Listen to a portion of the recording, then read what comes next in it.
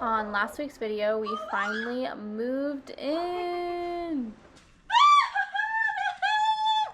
It wasn't even near you. It was on my hand just about.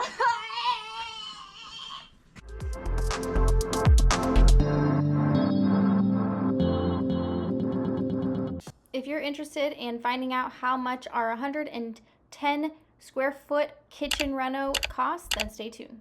Hi, it's Milani from the future. Just wanted to let you know at the end of the video, I do explain how we planned out our kitchen if you're interested. If not, feel free to just skip it, but just wanted to let you know at the end, we'll be talking about that. we just got our appliances! There were a few things that we considered when buying our appliances to hopefully get the best deal. One of them is shopping during a holiday. So that can be Memorial Day, Labor Day, President's Day, maybe even Black Friday, Cyber Monday, or maybe there's some new releases out there or deals. The other thing, especially when it comes to appliances, you can buy them in bundles. So typically they will be more affordable if you buy multiple at a time. So we bought literally our fridge, our dishwasher, washer and dryer, our stove and microwave, literally all on the same bundle, and it saved us a bunch of money. This came out to be a total of $5,738. What up, y'all?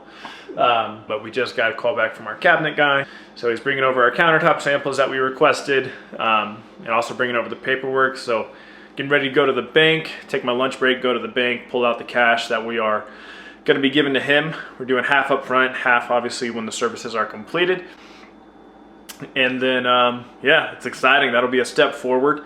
So I'll get kind of a final timeline on when that should be ready from today. When it came to picking out our countertops, there was a few things we wanted to consider. We didn't want to break the bank. However, we didn't want to go with the super cheaper option, which is like a laminate. We wanted it to look a little bit more high-end than that. But when you are looking for countertops, there's a few options. You have granite, marble, soapstone. You can do butcher block, concrete, stainless steel, quartz, laminate, and solid surface. So we went the solid surface route, which is middle of the pack on price.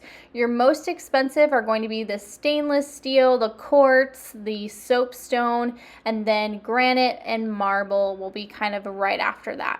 So if you want to go for more of those cheaper options, you would go laminate, solid surface, or wood would be your first choices, just to kind of look at here. This was one of our choices. It was called Sea Pearl. Second option, Thunder Cloud. Third option, Fossil Creek. Fourth option is Sagebush. Last option is Snowfall. Which one would you choose? What's up, y'all? Made it back from the bank. Able to pull out, the cash that we needed. We're just getting our cabinets built, and then we're gonna install them. Ended up running us at $4,100, and then our countertops. Since we haven't selected yet, it's gonna be no more than $3,000 for that, and we're choosing to go with the solid surface. Figure I'd give you an update. We got the cash. Smokey approved, so we'll see y'all here later. Now our cabinets just got here. We just got our cabinets!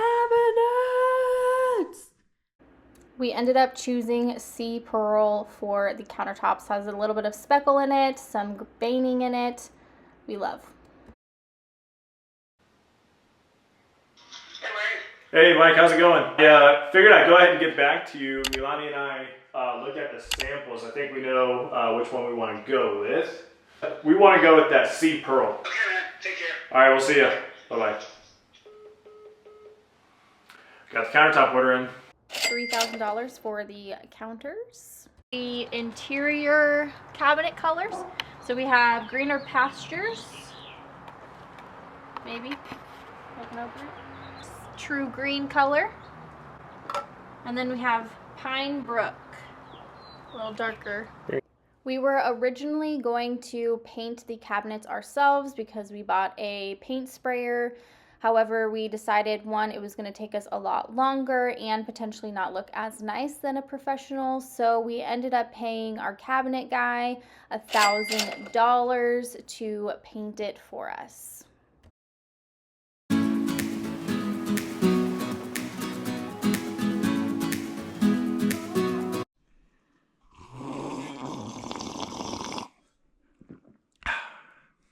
Our floors are here. Shit, you got a whole pallet?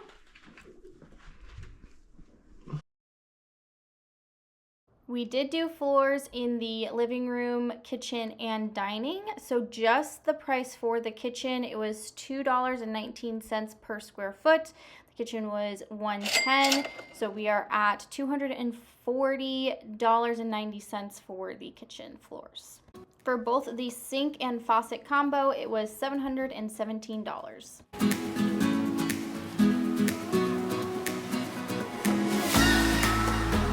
The last big purchase was the pendant lights, which came in at $285 for both.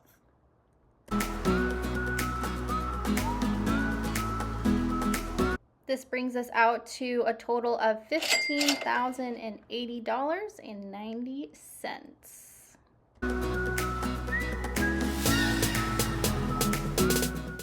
Obviously, there were a few other things that I didn't break down. They were just the smaller items like knobs, handles, trim, things like that. So if there's anything that you are interested in, comment down below. We will send you kind of the breakdown for that specific item or how much that cost us. But for the most part, this is pretty much the big items and how much our total kitchen renovation costed us. This product called Figma. There is a free version that you can download and use, or just use it on a web browser. But pretty much what I did was I came in here, I selected these shapes, and I selected the rectangle. From there, I drew out the shape of the house using how big the actual room was in this section over here. So I translated everything, or converted everything into inches. But you can kind of do whatever you want. So if you wanted to do, it was 17 feet by 18 feet. So from there, I went ahead and made our outline. So here is our living room, this is our kitchen, and this is our dining room. Right now, there are two walls connecting the two, and there are pretty much all of the cabinets are on this side. So this is what the kitchen looks like today. We have a refrigerator on this side as well, and a stove over here. So this is our current layout for the kitchen. And then I pretty much just played around with what I wanted it to look like. The next thing we wanted to consider is the design. So first thing that we did was looked at the dimensions of the things that we already liked. So we knew we liked a certain stove, a fridge, a farm sink, and we knew we wanted a pantry just because there was nothing that existed today to be able to store anything. The other thing we did know is that this side over here is attached to the bathroom.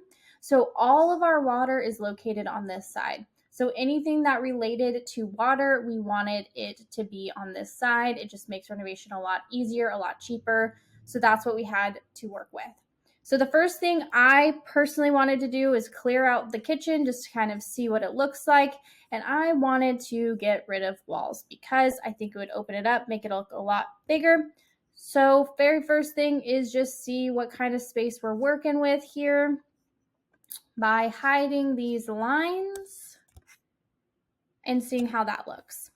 So now we have more of an open pathway from the living room to the kitchen to the dining room. I'm liking how that looks. I also, since I didn't know, had to do some research on how wide a countertop is. So that was something I had to look into before going into this so that I could get the dimensions correctly. Once looking at it, I found out that the counters are actually 24 inches wide. So again, taking a square or a rectangle and making the width 24 inches wide. So I knew that was what that was going to look like. So again, let's say we wanted lots of counter space. Great. So now I needed to figure out, how do I put my fridge, my sink, and my stove, my microwave, and our dishwasher, which I don't have here. But how would I fit this in here? So from here, I just kind of played around with it, made this different color so I could differentiate. Let's say we wanted to put the fridge. I don't want it here because then people would walk right into it. So I'm actually going to put it over here in the corner and shorten our countertops up. Then from there, we would want our sink and our dishwasher. Our dishwasher is going to be underneath the counter, but we are going to need some space for that. So I'm thinking I want the dishwasher to be next to the fridge so I can have some counter space there and have the sink over here. Like that. And then where would we put the stove? So I don't have any more room on this side. So I'm going to go ahead and have the stove over here. I do have a window that's right here. Maybe it would be cool to put the stove there, but the stove would actually be too tall for that window. So I'm going to put it right next to it so we can still fit the stove in there. Now, the only other thing I really wanted to do was have more seating, because yes, we have this little area, but most of it is going to be a water heater and washer and dryer. We'll have a little bit of space here. So I do want to expand the kind of seating area, but also socializing area. So I do want to add like a little peninsula here.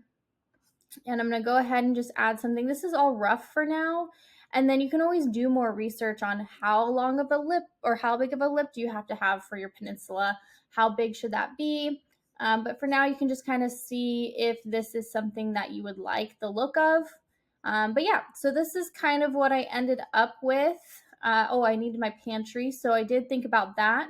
Again, don't want to walk right into the pantry, so putting it across from the fridge just to kind of balance that out. And now you have your kitchen. So this is obviously a rough draft, but it's something that you can definitely show a designer if you're going to be working with someone, or even like RTAs, which is ready to assemble cabinets. It's the cheapest option you can go for. You can always have this plan because typically they will make a kitchen for you. So you can always show this to them and give them an idea of the direction to go. Now, if you don't know where to start, obviously you can just have them do it for you, but we did love kind of playing around with it ourselves, and this is how we did it. On next week's video, we learned that wallpaper is very frustrating, but we also build out our built-in nook where the wall furnace used to be.